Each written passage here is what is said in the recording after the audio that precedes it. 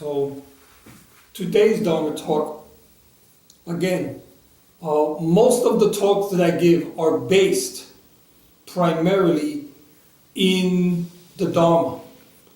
So today, this is something from the Surungama Sutra. Okay? I'm sorry, not Surungama, Avatamsaka Sutra.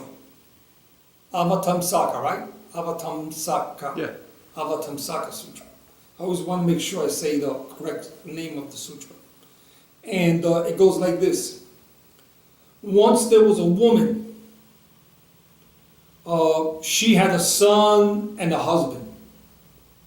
The husband died one day. And of course, they did the funeral, they were very sad. And for a long time, it was just the son and the mother together, living a very happy and peaceful life. Then one day, the son fell in love. And the girl that he fell in love with, he decided to marry. And having married her, as is the Asian custom, and our custom too, sometimes, he brought the woman to live with himself and his mother. And they were like that for a while, happy, working together, except one day, the mother and the daughter-in-law had an argument. And they began arguing with each other. And what happened in time is that argument led to them not speaking to each other at all. And they avoided each other in the house and became intolerable to the point that one day the mother said, "I'm leaving, that's it, I've had it. I'm going, bye." And she went from the house and went into the town and got herself an apartment. Well, time went on, and the young lady, the wife of her son, became pregnant. And in time, she had a baby. And of course, you know, in a small town, it's very difficult to keep things hush-hush. Because everybody knows everybody else, and everybody knows everybody's business. So the town gossip, okay, she came around and she went to the mother-in-law, the man's mother, and she said, "Do you know, your daughter-in-law had a baby?" "Wow," she said. It made her feel a little bad. "And do you know what your daughter-in-law said? That when you were living in the house, nothing was good. Everything that they did, a lot of bad luck. But as soon as you left, look what happened. She became pregnant with this wonderful baby." Oh, why did that woman have to say that? At that point, okay, the man's mother went out and began to shout, "Oh, righteousness and virtue is dead."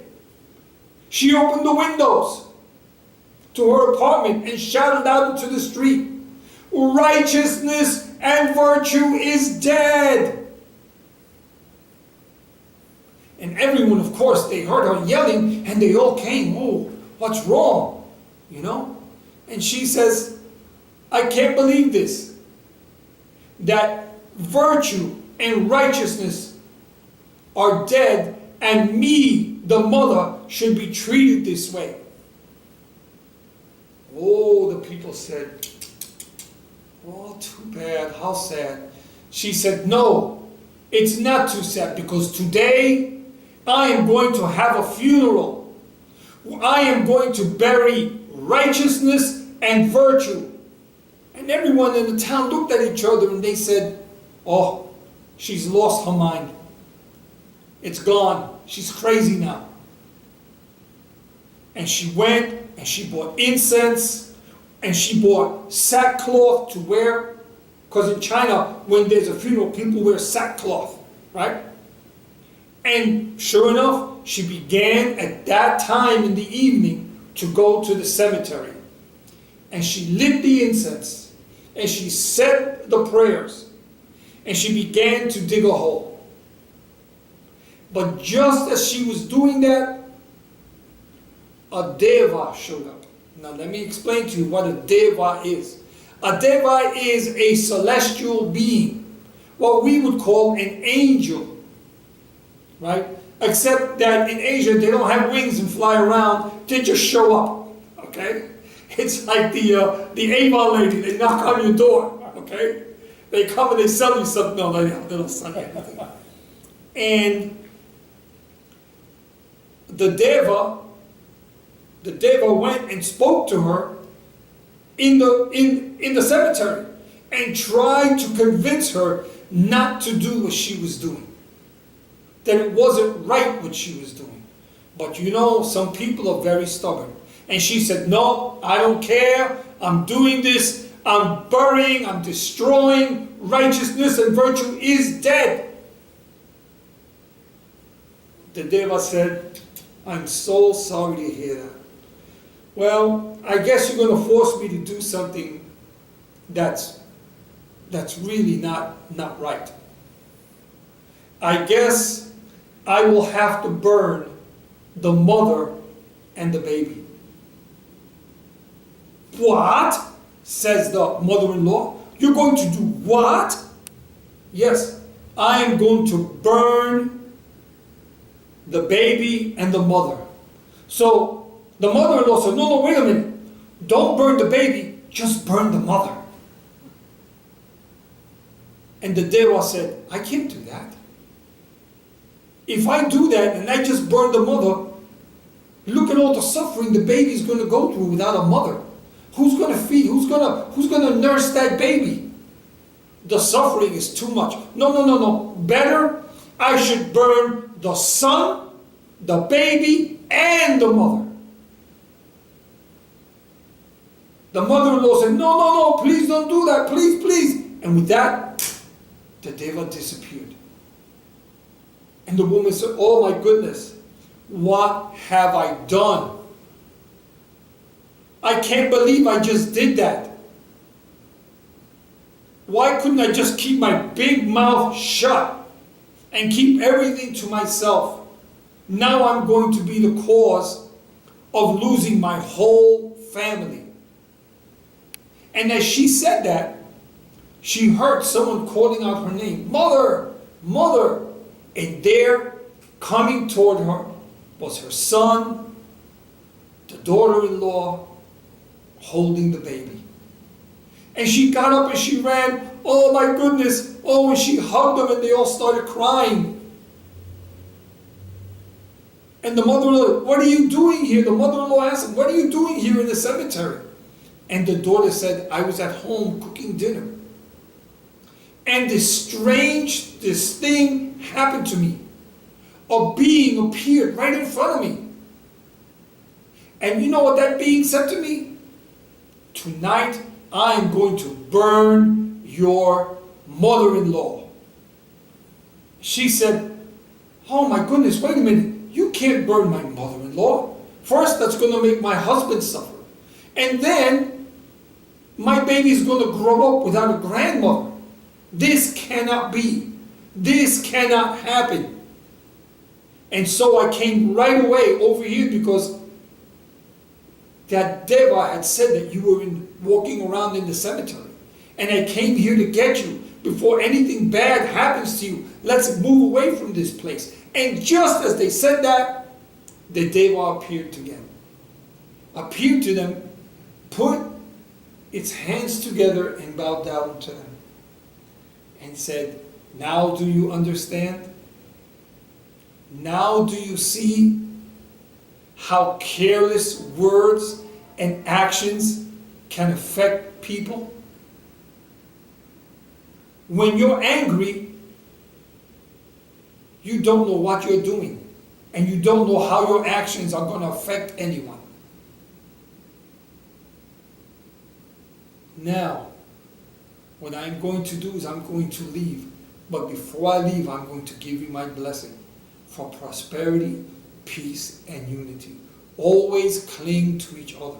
Hold on to each other. Support each other. Don't make me come back here. And with that, the Deva put its hands together and bowed down to them and disappeared. And from that day on, not one mean word was ever said between the three of them. Now I know this is kind of a story, but you know, it brings a really important point back to us. That the mouth is like a gun. You open it and a bullet immediately comes out. And you don't know where that bullet is going to go, who it's going to hurt, and how it's going to hurt them. We don't know. We don't know what's going to happen when we open our big yappers up. Because we're angry, because we're frustrated, because someone has done something, we think, to us that we have to react to. And we're always reacting that way. We're always reacting immediately to do something. But if you can, before you do that, okay, before you open, think about it, before you open your mouth to say something that's going to hurt someone else, would you want a bullet to come out of your mouth and kill the person you're speaking to? And my father used to always say, stop and think before you open your mouth. Because he says, once you spill the words out, you can apologize. They can accept your apology, but the hurt is still there. Always there. Always there. So in Buddhism, okay, as Buddhists, we have something called the Eightfold Noble Path. And one of the 8 is right speech. To speak correctly and the right way. Not just, not just like to mind what you're saying. When we play chess, or when we play checkers, okay, you just don't move randomly. You're always looking 1 or 2 steps ahead. Because otherwise, how are you going to win the game if you don't do that? In speaking, we should act as if we're playing checkers. If I say this to William, who else is that going to affect? Because maybe William won't say anything to you. And he'll go back and he'll tell his wife, oh, you know what? That dummy, Roberto Sensei, you know what he said to me? I can't believe that. He's supposed to be a minister. Look at the way he's talking to people, to me, his friend. And then his wife said, oh, wait a minute.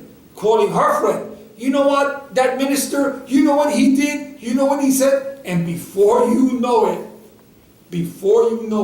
you've created suffering in so many other people. So right speech. Right speech also means not to gossip. Because if that person that brought gossip to you, you don't think that person will gossip about something else and make more trouble and continue to make more trouble and more suffering? And not to use speech lightly. You and I, we can sit here and we can talk about the baseball games, who's going to be in the World Series, who next year, who's going to be in what team or in the foot, right? Well, how does that make you a better person? It doesn't. It doesn't. And one of the things that we need to do is kind of think about what it is that we're talking about and sometimes try to curb that a little bit.